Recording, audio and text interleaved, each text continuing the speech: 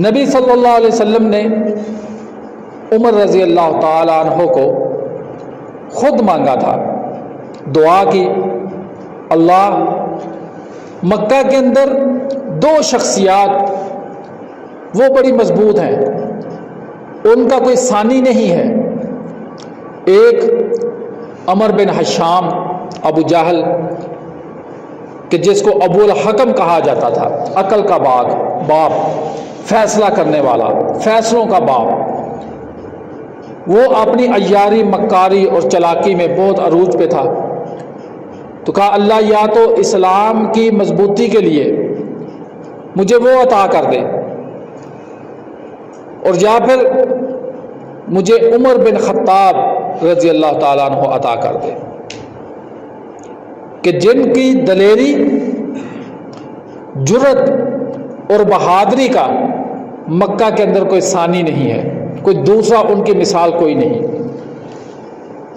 تو اللہ رب العزت کو عمر رضی اللہ تعالیٰ عنہ پسند تھے، ان کے دل کے اندر ایمان تھا، تڑپ تھی، اللہ کو ان کے اندرون کا علم تھا۔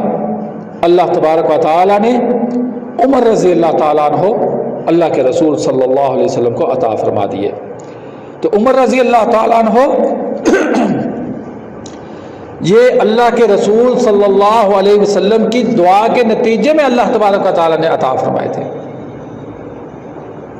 ان کی زندگی بہت عجیب تھی، اونٹ چرایا کرتے تھے، اپنی خلافت کے دور میں بھی یہ بات کہا کرتے تھے کہ عمر تیری ماں تجھے گم پائے، تو وہی ہے نا کہ جس کو اپنے باپ سے اس وجہ سے مار کھانی پڑتی تھی کہ عمر تجھے تو اونٹ بھی چرانے نہیں آتے، تو اچھا چرواہا بھی نہیں بن سکتا، تیری زندگی کیسے گزرے گی؟ آج اسلام کی وجہ سے اتنا عروج، اتنی بلندیاں اور یہ ساری عزتیں اور احترام اور اکرام یہ تجھے اللہ نے عطا فرما دیا۔ اپنے نفس کو یہ بات سمجھانے کے لیے کہ کہیں وہ تکبر میں مبتلا نہ ہو جائے، کہیں خود پسندی اور عجوب نہ آ جائے اس میں، یہ بات عمر رضی اللہ تعالیٰ عنہ اکثر کہا کرتے تھے۔ مکہ کے لوگوں نے دار الندوہ جو ایک جگہ مختص کی ہوئی تھی، ایک مکان کے جس کے اندر یہ اپنی سیاست اور معاشرتی پالیسیاں بنایا کرتے تھے، وہاں پہ مجلس کی اور کہا محمد صلی اللہ علیہ وسلم اور ان کی دعوت وہ رک نہیں رہی بلکہ پھیلتی چلی جا رہی ہے، تو اب اس کا تدارک ہونا چاہیے۔ ہم جو سمجھ رہے تھے کہ یہ چند دن کا عروج ہوگا، چند دن کا ایک ابال سا آئے گا ان کی شخصیت میں، ختم ہو جائے گا، لیکن نبی کریم صلی اللہ علیہ وسلم یہ تو مستقل مزاجی سے ہمارے لوگوں کو صابی بناتے جا رہے ہیں، بے دین بناتے جا رہے ہیں، نعوذ باللہ۔ تو کسی ایسے شخص کو چنا جائے جو نبی کریم صلی اللہ علیہ وسلم کا نعوذ باللہ ان کی زندگی کا خاتمہ کر دے۔ پورے مکہ کے اندر جب نگاہ دوڑائی تو مکہ کے سرداروں کو اس کے لیے صرف ایک ہی شخص موزوں نظر آیا کہ جو یہ کام کر سکتا ہے، اور وہ عمر رضی اللہ تعالیٰ عنہ تھے۔ کہا عمر کو بلاؤ۔ ابو جہل نے اپنا ہرکارہ بھیجا، اپنا بندہ بھیجا کہ عمر کو ڈھونڈ کے لاؤ۔ عمر رضی اللہ تعالیٰ عنہ کو لے کے آئے، کہا عمر پورے مکہ میں ہم تمہیں ایک ایسا کام سونپنا چاہتے ہیں کہ جس کو تمہارے علاوہ کوئی شخص سر انجام نہیں دے سکتا، اور وہ ہے محمد کریم صلی اللہ علیہ وسلم کا نعوذ باللہ قتل کرنا، اور اس کے بدلے میں تمہیں 100 اونٹ انعام دیے جائیں گے۔ 100 اونٹ اس وقت بڑے بڑے لوگوں کے پاس ہوا کرتے تھے، اور یہ عمر رضی اللہ تعالیٰ عنہ کی خواہش ہوا کرتی تھی کہ کاش میرے پاس 100 اونٹ ہوں اور میں ان کو چراؤں، ان سے فائدہ اٹھاؤں، ان کی اونٹ سے میں اپنا خیمہ بناؤں اور میں مکہ کے بڑے لوگوں کی طرح زندگی بسر کروں۔ یعنی اس کو عیاشی والی زندگی تصور کیا جاتا تھا جس کے پاس 100 اونٹ ہوتے تھے۔ تو یہ خواہش تھی عمر رضی اللہ تعالیٰ عنہ کی، اکثر اپنے دوستوں کے ساتھ اس کا اظہار کیا کرتے تھے۔ تو اب وہ خواہش بھی پوری ہو رہی تھی، اور دوسری طرف جس کو اپنا سب سے بڑا دشمن سمجھتے تھے اس دشمن سے چھٹکارے کی صورت بھی نظر آ رہی تھی۔ بہت سخت ہے یہ اسلام کی مخالفت میں، بہت ہی سخت مخالفت کیا کرتے تھے۔ صحابہ میں یہ بات مشہور تھی، اگر کوئی بات کرتا تھا عمر رضی اللہ تعالیٰ عنہ کے ایمان لانے کی تو وہ کہا کرتے تھے خطاب کا گدھا وہ تو اسلام قبول کر سکتا ہے، ہمیں اس بات کے اوپر تو یقین ہو سکتا ہے، لیکن خطاب کا بیٹا عمر وہ اسلام قبول نہیں کر سکتا۔ اتنے متشدد تھے یہ اسلام کی مخالفت میں۔ تو جب ان کو اپنے من کی دونوں مرادیں پوری ہوتی نظر آئیں تو انہوں نے اس بات کو قبول کر لیا، اپنی تلوار کو تیز کیا اور گلے کے اندر ننگی تلوار لٹکا لی۔ تلوار لے کے ہاتھ میں پکڑے ہوئے مکہ کی گلیوں میں نکل گئے۔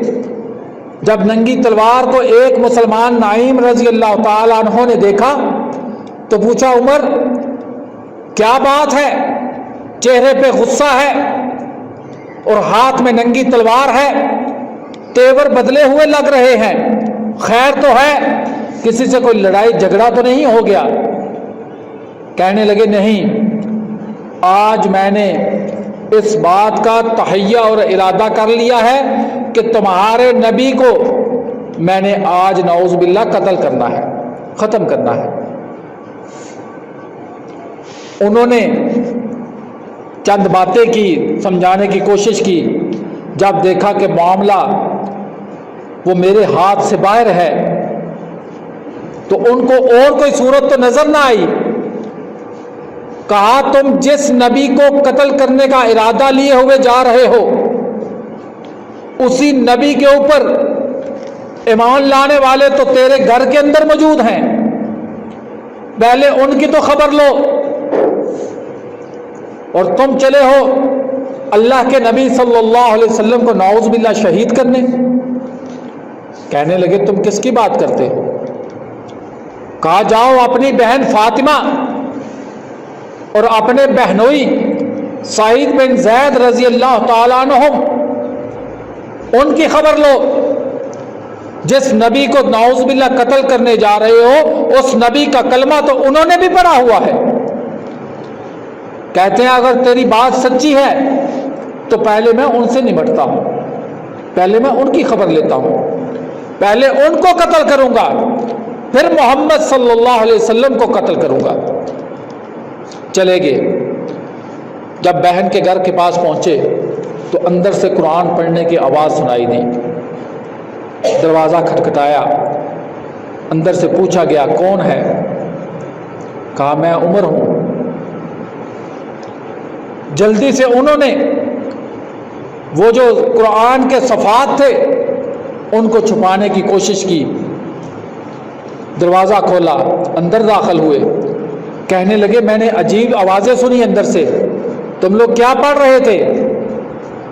جب بہن نے اور بہنوئی نے بات ٹالنے کی کوشش کی، غصہ آ گیا اور کہا مجھے سمجھ آ گئی ہے تم لوگ بے دین ہو گئے ہو۔ مارنا شروع کر دیا بہنوئی کو۔ سعید بن زید رضی اللہ تعالیٰ عنہ کو نیچے گرا لیا، سینے پہ چڑھ گئے، تلوار سے قتل کرنے والے تھے۔ فاطمہ بنت خطاب رضی اللہ تعالیٰ عنہ جو ان کی بہن تھی وہ سامنے آ گئی۔ جب وہ سامنے آئی تو غصے میں ان کو تھپڑ مارا۔ جب تھپڑ مارا تو چہرے سے خون نکلنا شروع ہو گیا۔ یہ اپنی بہن سے بڑی محبت کرتے تھے، اور بہن بھی اتنی محبت کرتی تھی کہ زندگی میں کبھی اونچی آواز سے بھائی سے بات نہیں کی تھی، اتنی محبت اور اتنا احترام کرتی تھی۔ لیکن جب معاملہ ایمان کا تھا، جب معاملہ محمد کریم صلی اللہ علیہ وسلم کی عزت اور ناموس کا تھا، جب مسئلہ اللہ رب العزت کے الہ ہونے کا تھا، اور جب تکریم کا معاملہ اسلام کی عزت کا تھا، تو پھر ابن خطاب کی عزت کون کرتا؟ اس کے سامنے کسی کی کوئی حیثیت نہیں رہ جاتی۔ کھڑی ہو گئی، کہنے لگی یہ بات یاد رکھو، تم سعید کو اس وجہ سے قتل کرنا چاہتے ہو کہ اس نے لا الہ الا اللہ کی گواہی دی ہے، تو اس سے پہلے تم کو مجھے قتل کرنا ہوگا۔ کیوں؟ اس لیے کہ اشہد اللہ الہ الا اللہ و اشہد ان محمد الرسول اللہ، میں بھی اسی بات کی گواہی دیتی ہوں جس کی سعید گواہی دیتا ہے۔ میں بھی کہتی ہوں اللہ کے علاوہ الہ کوئی نہیں، اور محمد صلی اللہ علیہ وسلم اللہ کے رسول ہے۔ جب یہ بات سنی اور بہن کا ایک شیرنی کی طرح اپنے سامنے کھڑے ہوتے ہوئے دیکھا کہ جو بہن کبھی سر اٹھا کے بات نہیں کرتی تھی، تو سوچ میں پڑ گئے کون سی ایسی چیز ہے، یہ کون سی ایسی قوت اور طاقت ہے جس نے میری بہن کو میرے سامنے لا کھڑا کیا۔ کہنے لگے اتنی جرت، اتنی دلیری کس چیز نے عطا کر دی؟ مجھ کو بھی دکھلاؤ، مجھے بھی سمجھاؤ، میں بھی دیکھنا چاہتا ہوں، میں بھی سننا چاہتا ہوں، مجھے بھی تو سمجھ آئے یہ کیا چیز ہے جو آج فاطمہ عمر کے سامنے کھڑی ہو گئی ہے۔ کہنے لگی یہ ایسی پاکیزہ چیز ہے کہ اس کو ناپاک لوگ نہیں پڑھ سکتے، اس کو چھو نہیں سکتے، لا یمسہ الا المطہرون، تمہیں پہلے غسل کرنا ہوگا۔ عمر رضی اللہ تعالیٰ عنہ نے غسل کیا، آگے جب آئے تو فاطمہ رضی اللہ تعالیٰ عنہ نے پڑھنا شروع کیا، طٰہٰ ما انزلنا علیک القرآن لتشقیٰ الا تذکرۃ لمن یخشیٰ۔ جب قرآن کی آیتیں پڑھنا شروع کی، جیسے جیسے سورہ طٰہٰ کی آیتیں آگے گزرتی چلی گئیں، عمر رضی اللہ تعالیٰ عنہ کا پتھر جیسا دل وہ نرم ہوتا چلا گیا، موم بنتا چلا گیا، پگھلنا شروع ہو گیا۔ جب اس آیت پہ پہنچی اللہ لا الہ الا ہو لہ الاسماء الحسنی، کہنے لگے بس کرو بس کرو۔ عمر کو ایسا لگتا ہے، مجھ کو ایسا محسوس ہو رہا ہے کہیں میرا سینہ دل میرا پھٹ نہ جائے اس قرآن اس کلام کی وجہ سے، اب اور پڑھنا بند کر دو، مجھ میں قوت اور برداشت اور ہمت نہیں قرآن سننے کی۔ کہنے لگے اب مجھے صاحب قرآن کے پاس لے جاؤ۔ فاطمہ رضی اللہ تعالیٰ عنہ کہنے لگی مجھے ابھی بھی اعتبار نہیں، اس حال میں نہیں لے جاؤں گی، جانا ہے تو تم ایک مجرم کی طرح جاؤ گے، کیونکہ تم نے یہ گناہ کیا تھا کہ تم ہمارے نبی کو قتل کرنے جا رہے تھے، ننگی تلوار لیے ہوئے جا رہے تھے، اس حال میں نہیں لے جاؤں گی۔ گردن کو باندھ دیا، ہاتھوں کو باندھ دیا اور لے کے چلی گئی دار ارقم کی طرف، جہاں پہ اللہ کے نبی صلی اللہ علیہ وسلم اور اصحاب رسول صلی اللہ علیہ وسلم وہ چھپ کے دعوت کا کام اور عبادت کا کام کیا کرتے تھے۔ وہاں پہنچے، دروازہ کھٹکھٹایا، دروازہ کھولنے والے نے ایک درز میں سے دیکھا تو فاطمہ اور سعید رضی اللہ عنہما نظر نہ آئے، سامنے صرف عمر رضی اللہ تعالیٰ عنہ نظر آئے، اور ساتھ میں تلوار بھی دیکھ لی۔ پریشان ہو گئے، اللہ کے نبی صلی اللہ علیہ وسلم کی طرف دوڑے، اصحاب رسول کی طرف دوڑے، کہا عمر آیا ہے، چہرے کے اوپر خفگی کے تاثرات ہیں، چہرہ سرخ ہے، دروازہ کھولوں یا نہ کھولوں؟ صحابہ نے سنا تو حمزہ رضی اللہ تعالیٰ عنہ نبی صلی اللہ علیہ وسلم کے چچا اور نبی صلی اللہ علیہ وسلم کے دودھ شریک بھائی وہ اور دوست بھی تھے، عمر بھی تقریباً ایک جیسی تھی، وہ 3 دن پہلے مسلمان ہوئے تھے۔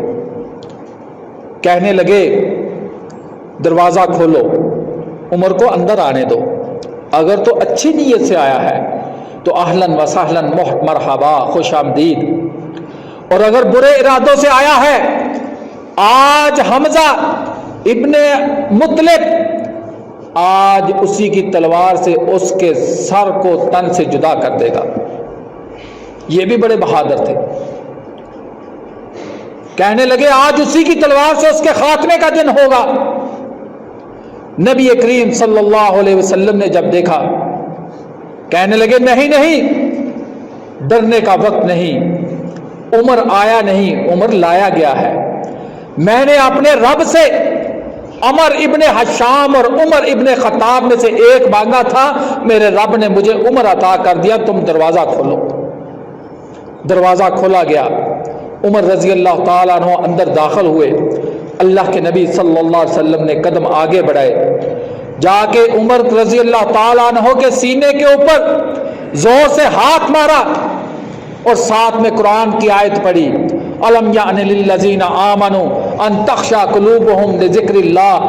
کیا وہ وقت عمر نہیں آیا کہ اللہ کا قرآن تمہارے سینے کو، تمہارے دل کو وہ نرم کر دے، اس کے اندر سوراخ کر دے اور قرآن تمہارے دل کے اوپر اثر کر کے تمہاری زندگی کو تبدیل کر دے؟ کہا اللہ کے نبی وہ وقت آ گیا ہے، میں کلمہ پڑھنا چاہتا ہوں، اسلام کو